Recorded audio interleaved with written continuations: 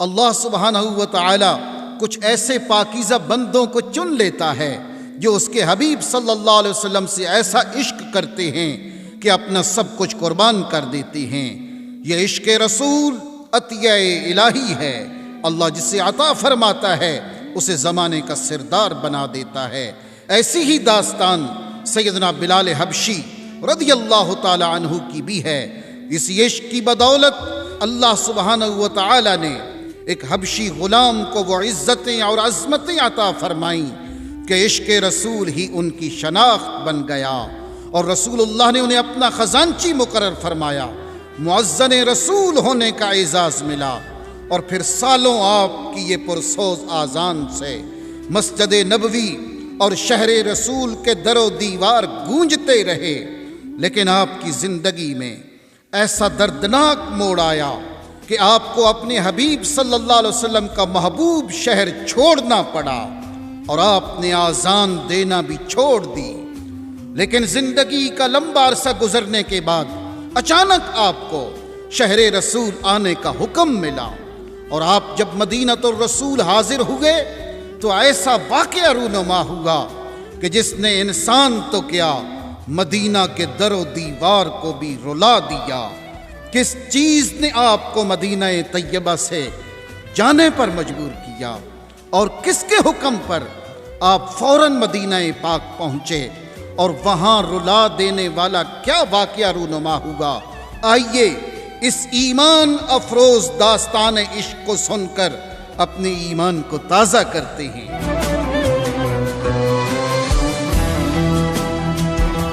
الحمدللہ رب العالمین، وصلی اللہ علی سیدنا محمد وعلی آلہ وصحبہ وسلم اجمعین۔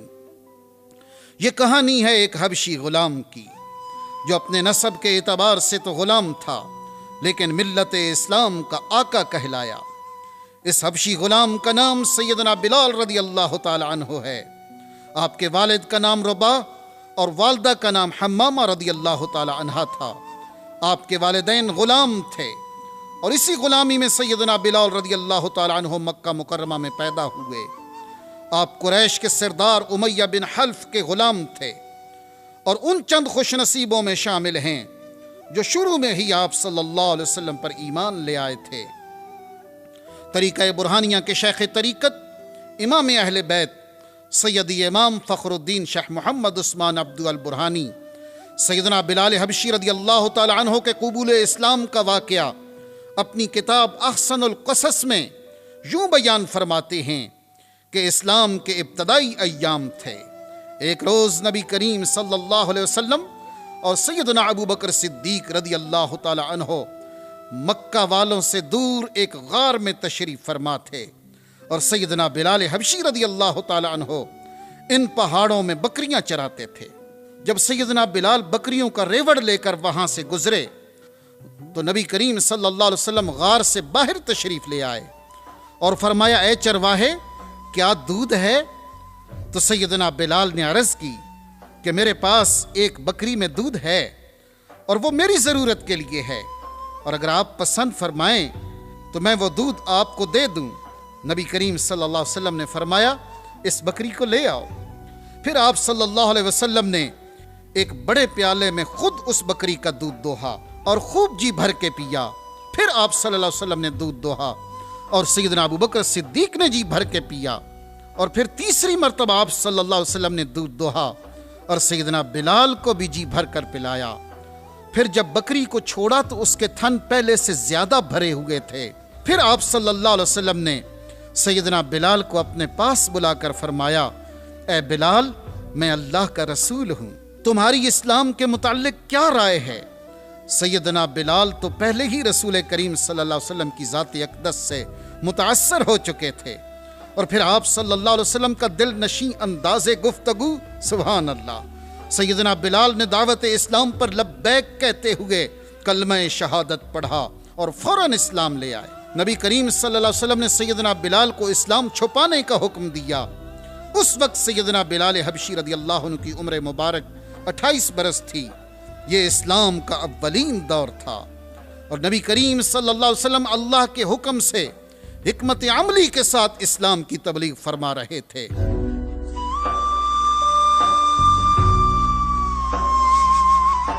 امیہ بن حلف نے جلد ہی محسوس کر لیا کہ اس کا غلام بلال تو نبی کریم صلی اللہ علیہ وسلم کا غلام بن گیا ہے اور آپ صلی اللہ علیہ وسلم پر ایمان لے آیا ہے۔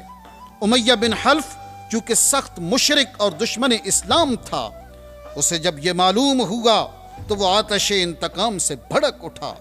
سیدنا بلال کو اپنے پاس بلایا اور ان سے پوچھا کہ مجھے بتایا گیا ہے کہ تو نے لات و منات اور عزا سے منہ پھیر لیا ہے اور کوئی معبود تلاش کر لیا ہے، کیا یہ بات سچ ہے؟ سیدنا بلال فوراً بولے، ہاں، میں محمد صلی اللہ علیہ وسلم کے دین حق پر ایمان لے آیا ہوں اور اس اللہ کو معبود حقیقی مانتا ہوں جس کا پتہ مجھے میرے آقا و مولا محمد مصطفیٰ صلی اللہ علیہ وسلم نے مجھے دیا ہے۔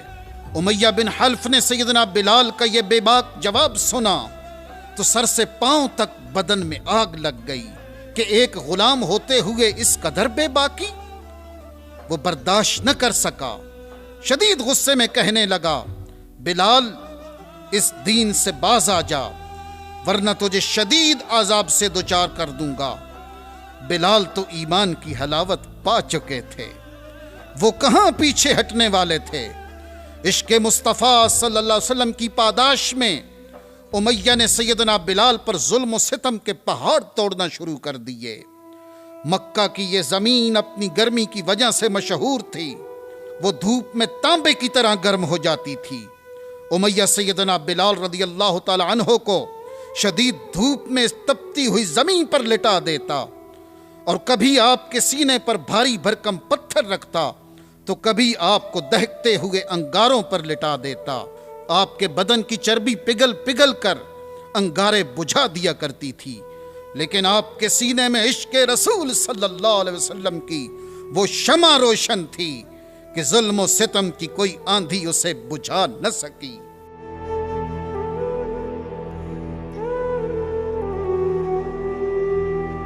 ایک دن امیہ نے آپ کو تپتی ہوئی زمین پر لٹا رکھا تھا اور سینے پر بھاری پتھر رکھا ہوا تھا۔ آپ کے جسم مبارک کی جلد اس تپتی زمین سے چپک چکی تھی۔ امیہ کہنے لگا، بلال، اب بھی محمد صلی اللہ علیہ وسلم کے رب سے باز آ جا، مگر آپ نے اس حالت میں بھی احد احد کا نعرہ بلند کیا۔ امیہ نے طیش میں آ کر آپ کے گلے میں رسی ڈال دی اور انہیں مکے کے شریر لڑکوں کے حوالے کر دیا۔ نادان لڑکے آپ کو مکہ کی وادی میں گھسیٹتے پھرتے اور انگاروں کی طرح تپتی ریت پر اوندھے منہ ڈال دیتے اور آپ پر پتھروں کا ڈھیر لگا دیتے، لیکن عشق رسول صلی اللہ علیہ وسلم کی مستی میں ایسے گم تھے کہ جب بھی وہ ہوش میں رہتے احد احد پکارتے رہتے حتیٰ کہ بے ہوش ہو جاتے۔ آپ پر ظلم و ستم کا یہ سلسلہ کافی عرصہ جاری رہا۔ سیدنا صدیق اکبر رضی اللہ تعالی عنہ روز یہ منظر دیکھتے، آخر برداشت نہ کر سکے اور نبی کریم صلی اللہ علیہ وسلم کی بارگاہ میں بلال کا قصہ درد و غم بیان کیا۔ آپ صلی اللہ علیہ وسلم کی آنکھوں سے آنسو چھلک پڑے اور سیدنا صدیق اکبر رضی اللہ تعالی عنہ عرض کرنے لگے، یا رسول اللہ، میں آج بلال کو امیہ سے خریدنا چاہتا ہوں۔ رحمت کائنات صلی اللہ علیہ وسلم نے فرمایا، اے ابو بکر، اس سودے میں میں تمہارے ساتھ برابر کا شریک ہوں اور آدھی رقم بھی ادا کروں گا۔ سیدنا صدیق اکبر رضی اللہ تعالی عنہ آقا و مولا صلی اللہ علیہ وسلم سے اجازت لے کر روانہ ہوئے۔ امیہ بن حلف کے پاس پہنچے اور اس سے کہا، امیہ، تم کب تک اس بے قصور غلام کو اذیت دیتے رہو گے؟ وہ بولا، تمہارا اس سے کیا واسطہ؟ بلال میرا غلام ہے، میں جو چاہوں گا اس سے سلوک کروں گا۔ سیدنا صدیق اکبر رضی اللہ تعالی عنہ نے فرمایا، تم اسے چھوڑ کیوں نہیں دیتے؟ وہ کہنے لگا، ہم تو اسے چھوڑنے والے نہیں، یا تو یہ مرے گا یا اپنے پہلے والے دین پر واپس آ جائے گا۔ سیدنا صدیق اکبر رضی اللہ تعالی عنہ نے فرمایا، تو پھر جان لو امیہ، یہ روشنی دیکھنے اور ہدایت پانے کے بعد تاریکی اور جہالت کی طرف کبھی نہیں پلٹے گا، یہ مر جائے گا لیکن مصطفیٰ کریم صلی اللہ علیہ وسلم کا کلمہ نہیں چھوڑے گا۔ امیہ کہنے لگا، لیکن میں یہ کیسے گوارا کر لوں کہ یہ میرا کھائے، میرا پہنے اور میرے ہی خداؤں کا انکار کرے؟ آپ رضی اللہ تعالی عنہ نے فرمایا تو پھر ایسا کرو، اسے میرے ہاتھ فروخت کر دو۔ امیہ بولا کیا قیمت ادا کرو گے؟ فرمایا جتنی تم چاہو۔ امیہ نے کئی گنا زیادہ قیمت مانگی تاکہ سیدنا صدیق اکبر مایوس ہو جائیں، مگر آپ نے فرمایا مجھے منظور ہے۔ امیہ حیران رہ گیا۔ سیدنا صدیق اکبر رضی اللہ تعالی عنہ منہ مانگی قیمت ادا کر کے بلال کو امیہ سے خرید لیا۔ اب سیدنا صدیق اکبر رضی اللہ تعالی عنہ سیدنا بلال کو لے کر رسول اللہ کی طرف روانہ ہوئے۔ دونوں نبی کریم صلی اللہ علیہ وسلم کے حضور حاضر ہوئے۔ سیدنا بلال نے جب چہرہ مصطفیٰ کو دیکھا، زندگی کے سارے دکھ بھول گئے اور جان رحمت صلی اللہ علیہ وسلم کے قدموں سے چمٹ گئے۔ آقا کریم صلی اللہ علیہ وسلم نے آپ کو سینے سے لگا لیا۔ پھر آپ صلی اللہ علیہ وسلم نے صدیق اکبر سے فرمایا میں نے تمہیں کہا تھا کہ بلال کو خرید لاؤ اور میں آدھی رقم ادا کروں گا۔ سیدنا ابو بکر صدیق رضی اللہ تعالی عنہ نے عرض کی یا رسول اللہ، میں نے تو بلال کو آزاد کر دیا ہے۔ آزادی کے بعد سیدنا بلال نے اپنے آپ کو رسول اللہ صلی اللہ علیہ وسلم کی خدمت کے لیے وقف کر دیا۔ آپ رسول کریم صلی اللہ علیہ وسلم کے ساتھ چلتے رہتے، اور جب نبی کریم صلی اللہ علیہ وسلم اپنے گھر تشریف لے جاتے تو سیدنا بلال باہر بیٹھ جاتے۔ انتظار کے لمحات طویل ہوتے یا مختصر، جب آپ صلی اللہ علیہ وسلم گھر سے باہر نکلتے تو سیدنا بلال آپ کی معیت میں پھر پیچھے پیچھے چل پڑتے۔ نبی کریم صلی اللہ علیہ وسلم نے آپ کو اپنا خزانچی بنا لیا۔ کسی کو کچھ عطا کرنا ہوتا تو بلال کو بلایا جاتا، اور سفر میں نبی کریم صلی اللہ علیہ وسلم کے کھانے پینے کا انتظام بھی سیدنا بلال ہی کے سپرد ہوتا تھا۔ مدینہ منورہ کی ابتدائی زندگی میں جب نماز کے لیے اذان دینے کا طریقہ مقرر ہوا اور کسی کو مؤذن مقرر کرنے کی باری آئی تو نبی کریم صلی اللہ علیہ وسلم کی نظر انتخاب سیدنا بلال پر ہی ٹھہری۔ آپ صلی اللہ علیہ وسلم نے سیدنا بلال کو اذان دینے کا حکم فرمایا، اور سیدنا بلال رضی اللہ تعالی عنہ نے نبی کریم صلی اللہ علیہ وسلم کے بالکل سامنے کھڑے ہو کر اسلام کی سب سے پہلی اذان دی۔ اللہ اکبر اللہ۔ پھر نبی کریم صلی اللہ علیہ وسلم کے وصال تک آپ رضی اللہ تعالی عنہ نے یوں اذانیں دیں کہ عرب و عجم میں آپ مؤذن رسول کے لقب سے مشہور ہو گئے۔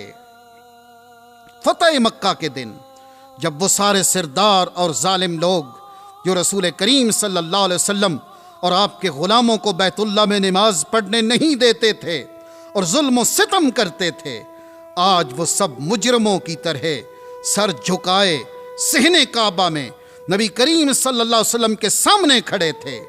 ادھر نماز کا وقت ہو گیا۔ اللہ کے حبیب صلی اللہ علیہ وسلم نے فرمایا بلال کعبہ کی چھت پر چڑھ جاؤ اور آذان دو۔ یہ وہی بلال ہیں جن کے گلے میں رسی ڈال کر اس شہر مکہ کی گلیوں میں گھسیٹا جاتا تھا، جن کے پاس بیٹھنا بھی کوئی پسند نہیں کرتا تھا۔ نبی کریم صلی اللہ علیہ وسلم کے دامن رحمت سے وابستہ ہوئے تو اللہ نے وہ شان عطا فرمائی کہ وہی بلال آج کعبے کی چھت پہ کھڑے ہیں، اور سارے قریشی سردار مجرموں کی طرح نیچے کھڑے ہیں، اور بلال کعبہ کی چھت پر کھڑے ہو کے یہ سوچ رہے ہیں کہ میں نے مسجد نبوی میں آذان دی تو چہرہ کعبے کی سمت کیا، میں نے بدر و احد کے میدانوں میں آذانیں دیں تو چہرہ کعبے کی سمت کیا، میں نے جہاں جہاں بھی آذان دی چہرہ اسی کعبے کے سمت کیا، لیکن جس کعبے کی طرف منہ کر کے ساری عمر آذانیں دیتا رہا ہوں، آج وہ کعبہ تو میرے قدموں تلے ہے، آج میں اپنا منہ کس جانب کروں؟ بلال کے عشق نے جواب دیا، بلال ساری عمر کعبے کی طرف منہ کر کے آذانیں دی ہیں، آج خود کعبے کی چھت پر کھڑے ہو اور اللہ کے حبیب صلی اللہ علیہ وسلم کے رخ انور کی جانب منہ کر کے آذان دو، جو کعبے کا بھی کعبہ ہیں آپ رضی اللہ تعالی عنہ نے نبی کریم صلی اللہ علیہ وسلم کی جانب چہرہ کر لیا اور یوں کعبے کی چھت پر کھڑے ہو کر آذان دی، اشہد ان محمد رسول اللہ۔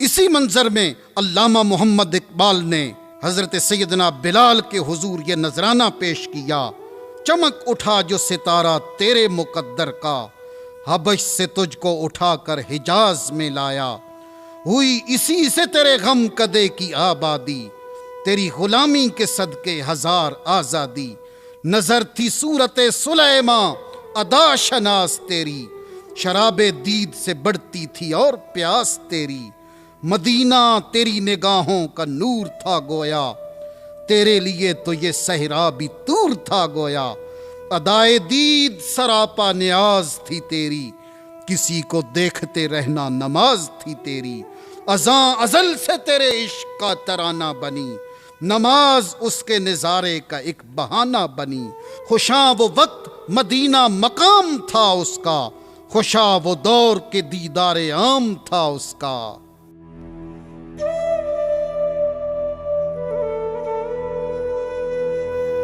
11 ہجری میں نبی کریم صلی اللہ علیہ وسلم کا وصال ہوا۔ وصال نبوی کا سانے تمام صحابہ کرام کے لیے بہت بڑا صدمہ تھا۔ سیدنا بلال پر تو غموں کے پہاڑ ٹوٹ پڑے، وہ جہاں جاتے اپنے آقا صلی اللہ علیہ وسلم کی یاد میں تڑپتے رہتے، خصوصاً مدینہ منورہ کا گوشہ گوشہ آپ کو رسول کریم صلی اللہ علیہ وسلم کی یاد دلاتا۔ چنانچہ آپ لشکر اسلامی کے ساتھ ملک شام چلے گئے اور آذان دینا بند کر دی۔ طریقہ برہانیہ کے شیخ طریقت امام اہل بیت سیدی امام فخر الدین شیخ محمد عثمان عبدو البرہانی بیان فرماتے ہیں، ملک شام میں آپ کو ایک عرصہ گزر گیا۔ ایک رات آپ سو رہے تھے کہ خواب میں نبی کریم صلی اللہ علیہ وسلم تشریف لے آئے اور فرمایا، او خشتنا یا بلال، اے بلال ہم تمہارے لیے اداس ہیں، ہمیں ملنے کیوں نہیں آتے؟ آپ فوراً بیدار ہوئے اور اسی وقت مدینہ منورہ کے لیے چل نکلے۔ آقا دو جہاں صلی اللہ علیہ وسلم کے شہر مقدس میں حاضر ہوئے۔ اہل مدینہ نے بڑی محبت سے آپ کا استقبال کیا۔ امیر المؤمنین سیدنا عمر فاروق رضی اللہ تعالی عنہ نے آپ کو دیکھا تو بازو پھیلا دیے اور فرمایا، جاء سیدنا، جاء سیدنا، ہمارے سردار آ گئے، ہمارے سردار آ گئے۔ سیدنا بلال وہاں سے سیدھا مسجد نبوی آئے اور روضہ رسول صلی اللہ علیہ وسلم کی زیارت کی اور قبر انور سے لپٹ گئے۔ آپ روتے جاتے تھے اور قبر انور پر اپنا چہرہ ملتے جاتے تھے اور یہی کہتے جا رہے تھے، او خشتنی یا رسول اللہ، او خشتنی یا رسول اللہ، یا رسول اللہ اداس تو میں آپ سے ہوں۔ آپ روتے جاتے اور یہی کہتے جاتے حتیٰ کہ آپ بے ہوش ہو گئے۔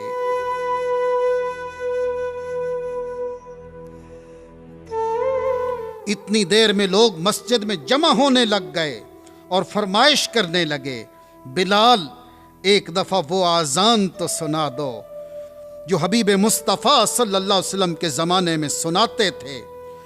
لیکن آپ سب کو معاذرت کرتے تھے۔ پھر جب حسنین کریمین رضی اللہ تعالی عنہما تشریف لائے، آپ نے انہیں بہت پیار کیا، انہوں نے بھی آذان کی فرمائش کر دی۔ اب بلال اپنے آقا کریم صلی اللہ علیہ وسلم کے شہزادوں کی فرمائش کیسے رد کر سکتے تھے؟ سیدنا بلال آذان دینے کے لیے کھڑے ہوئے۔ جو ہی مؤذن رسول کی زبان سے اللہ اکبر کی صدا بلند ہوئی، مدینہ کے مسلمان تڑپ اٹھے۔ یوں لگ رہا تھا کہ جیسے حضور کا زمانہ پھر لوٹ آیا ہے۔ جس کے کانوں میں بلال کی آذان کی صدا پہنچی، مرد و زن اپنے گھروں سے نکل کر روتے ہوئے مسجد نبوی کی طرف دوڑے چلے آئے۔ ہر آنکھ اشک بار تھی، ہر دل میں اپنے آقا و مولا صلی اللہ علیہ وسلم کی یاد تازہ ہو گئی۔ ادھر سیدنا بلال کی کیفیت ہی کچھ اور تھی۔ آپ جب نبی کریم صلی اللہ علیہ وسلم کے سامنے آذان دیا کرتے تھے تو جب یہ کلمات ادا کرتے، اشہد ان محمد رسول اللہ، تو بلال نبی کریم صلی اللہ علیہ وسلم کی طرف نظر اٹھاتے اور آپ صلی اللہ علیہ وسلم کو دیکھ کر رسالت کی گواہی دیا کرتے. لیکن آج جب آپ ان کلمات پر پہنچے اور حسب عادت منبر رسول کی طرف نظر اٹھا کر دیکھا تو نظارے بدل چکے تھے. رسول اللہ صلی اللہ علیہ وسلم آپ کو دکھائی نہ دیے. آپ پر اتنا صدمہ طاری ہوگا کہ آپ بے ہوش ہو گئے اور اس سے آگے آذان نہ دے سکے. یہ سیدنا بلال کی زندگی کی آخری آذان تھی. آپ واپس شام چلے گئے اور اس کے بعد آپ نے وصال تک کبھی آذان نہیں دی. جب آپ کے وصال کا وقت آیا تو آپ کی زوجہ رونے لگی اور کہنے لگی ہائے افسوس ہائے افسوس. سیدنا بلال شدید بیمار تھے لیکن آپ نے آنکھیں کھولی اور فرمایا واہ کیا ہی خوشی کا ساماں ہے. میں اپنے حبیب مصطفیٰ صلی اللہ علیہ وسلم سے ملاقات کرنے والا ہوں. واہ کیا ہی خوشی کا ساماں ہے. اور جب آپ کا وصال ہوا تو سیدنا عمر فاروق رضی اللہ تعالی عنہ کو خبر دی گئی. آپ یہ سن کر اتنا روئے کہ روتے روتے نڈھال ہو گئے اور یہی کہتے جا رہے تھے کہ ہمارا بلال بھی ہمیں چھوڑ کر چلا گیا, ہمارا بلال بھی ہمیں چھوڑ کر چلا گیا. وصال کے وقت آپ کی عمر مبارک 60 برس تھی.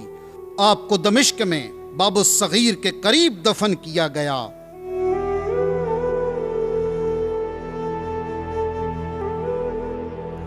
اللہ سبحانہ و تعالی آپ کے عشق رسول کا ایک ذرہ ہمیں بھی عطا فرما دے اور آپ رضی اللہ تعالی عنہ کے صدقے اللہ ہمیں بھی اپنے حبیب صلی اللہ علیہ وسلم کی محبت اور کامل اتباع نصیب فرمائے. آمین. وصلی اللہ علی سیدنا محمد وعلی آلہ وصحبہ وسلم اجمعین.